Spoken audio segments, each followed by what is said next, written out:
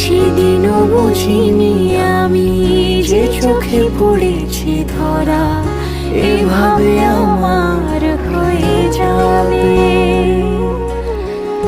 আলগোছে পায়ে পায়ে যে কবিতা হলো শুরু, এভাবে মরা খুঁজে পাবে।